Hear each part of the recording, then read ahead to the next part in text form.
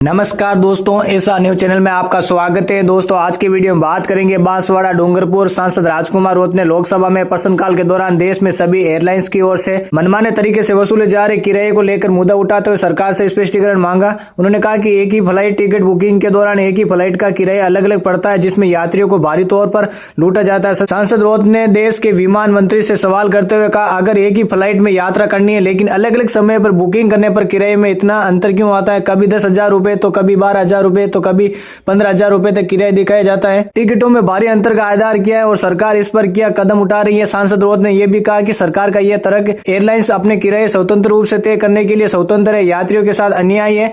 आज देश में अंग्रेजों द्वारा बनाए गए अन्य कानून बदले जा रहे हैं, तो विमान नियम 1937 के तहत एयरलाइंस को दी गई ये स्वतंत्रता क्यों नहीं बदली जा रही? उन्होंने इस व्यवस्था को एक प्रकार की लूट करार दिया और कहा कि सरकार को इसे नियंत्रित करने की आवश्यकता है। सांसद ने सरकार पर निशाना साधते हुए कहा कि यदि सरकार वाकई जनता के हित में काम कर रही है तो उसे एयरलाइंस पर नियंत्रण रखना चाहिए ताकि आम नागरिकों को भी सस्ती उड़ान सेवा उपलब्ध हो सके। इस पर मंत्री ने जवाब में उड़ान योजना का हवाला देते हुए कहा कि सरकार देश में सस्ती हवाई सेवाओं के लिए प्रयास है और इसका उद्देश्य छोटे शहरों को एयरलाइंस नेटवर्क से जोड़ना। उन्होंने बताया कि देश के कई राज्यों ने विमान ईंधन पर लगने वाले कर वेट को कम किया है, लेकिन कुछ राज्य अब भी ऊंचे कर वसूल रहे हैं, जिससे हवाई किराए पर असर पड़ता है। मंत्री ने जवाब देते हुए कहा कि एयर फेयर सिस्टम पूरी तरह डायनेमिक फेयर सिस्टम पर आधारित है, जिसे अंतर्राष्ट्रीय स्तर पर अपनाया गया है। एयरलाइंस को अपने किराए को मांग और आपूर्ति के आधार पर तय करने की स्वतंत्रता दी गई। दोस्तों, जानकारी अच्छी लगी तो वीडियो को लाइक और कमेंट करना, चैनल को सब्सक्राइब करना। धन्यवाद। जय हिंद, जय भारत।